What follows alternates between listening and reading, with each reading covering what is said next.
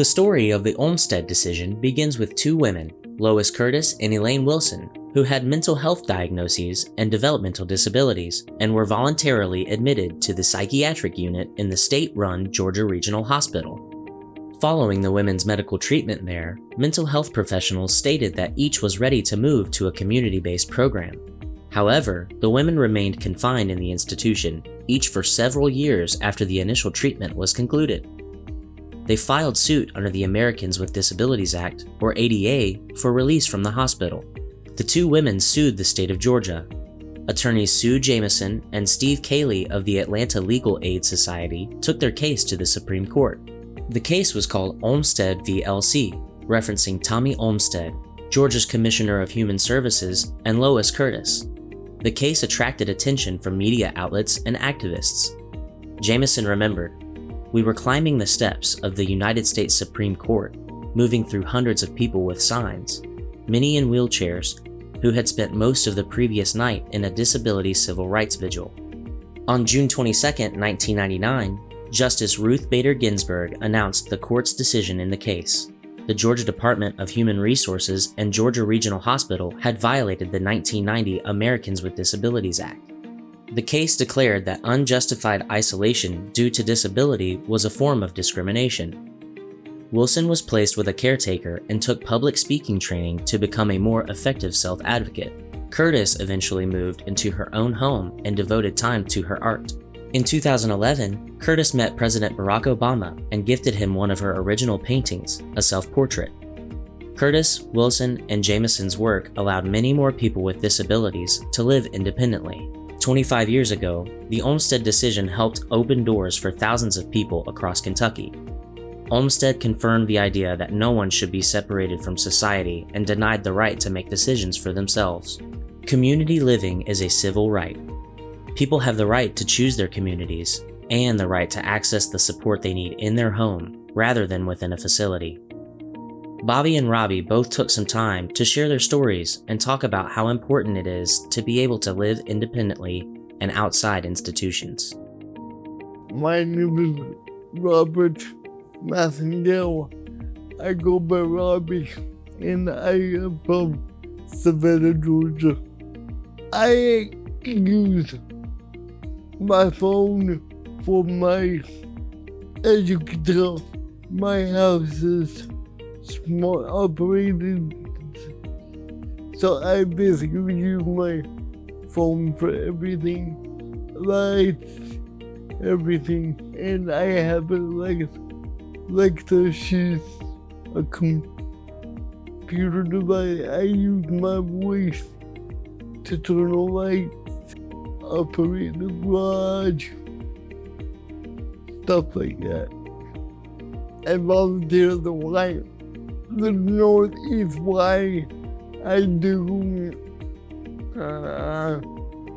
maintenance, safety checks, and greet people. I do like to go bowling and out with friends and family, which is a part of my life that makes me happy. Pretty good at making friends,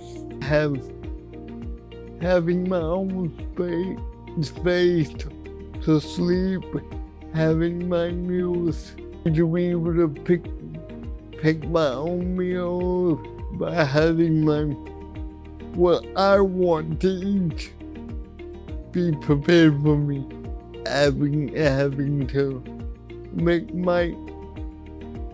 decide on what I wear, stuff like that, because I was in a nursing home for like 10 years because some unfortunate event happened, so I had to go by rules and regulations. Now I do not have to do that. I can do what I want, how I want, when I want. I do at times take a public transportation on my own Even though I have a van, I take public transportation, go places on my own when I can't get people to take me places. I schedule my own ride and stuff like that. I'm gonna be completely honest with you. Living in a nursing home is not fun. You have to go by rules and eat what they feed you. I would not put that on anybody to live in a. Now, if it's medically necessary, then yes. Like me being 33 years old, who wants to live in a nursing home? 33 years old. I was 22 when I first lived in a nursing home. I thought to myself I was gonna live in a nursing home for the rest of my life, but I'm able to get around, have my own house, have people to help me.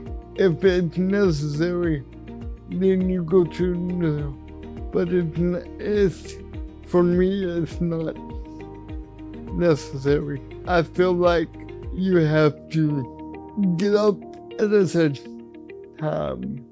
Living in my own home, I don't have to get up if I don't want to. You know what I'm saying? I never liked living in a nursing home. I would see people, they would be suffering, and I'm like, why am I here? I know I need physical help, but why am I here? Like, I'm young, I have a long life to live. So I got out by telling someone I wanted to live on my own, and they went through all these channels to help me, assist me with that. So it took a while, but I did it, not with a bunch of people helping me. My next goal is to have a real job. I love to help people, so I want me a job where I'm literally, even if it's just be a receptionist at a business, or, just something where I can help people. Because the way people help me, I just want to give back to the community, because so many people have helped me, and I have always been grateful for that. I want to pay it forward. If you pay it forward, so much will be changed. Just don't take life for granted. I've taken life for granted so many times, and just don't take life for granted. If you need help with anything, just ask somebody for help. That was like, when I got out the nursing home, that was like so important to me, because when I got out of the institution, I was like, I'm going to change the world. My name is Bobby Dowell. I'm from Indiana. I like living here. I like my bedroom. Watch TV. I feel better somehow than us now. The food there was nasty, and I drank the coffee there. It tasted sour, and they made me stay in a wheelchair. The only time I got to walk when Delby walked me. And when I was at the nursing home, they wouldn't let me go nowhere, only on field trips. Nobody would talk to me. I begged to get out. I kept telling people I wanted to leave. I like to go shopping. I can go outside, play basketball in the park. I get to do whatever I want. It's a good thing. It makes me feel good. Take me shopping. We go on a long drive. Oh, I like to see silos when I'm in the car. Horses and cows. It's important to have people have freedom of their own rights. It's important to stand up for myself. I'm not ever going mad. I'm gonna live in a real house. You can't go anywhere unless you ask. I can walk around now. When I left there, I said, I'm free. A lot has happened in Kentucky since the Olmstead decision in 1999. There is a more robust Medicaid waiver system, in part thanks to a lawsuit brought in 2002 demanding a reduction in waiting lists. Individuals are now able to choose to participant direct their own waiver services. The number of people living in state institutions has been reduced by more than half, and several private facilities have closed. Kentucky became an employment-first state in 2018. Meaning it is the policy of the Commonwealth of Kentucky that competitive integrated employment shall be considered the first and primary option for persons with disabilities of working age who desire to become employed, including those with the most significant disabilities. Simply put, it is the idea that everyone has the right to work.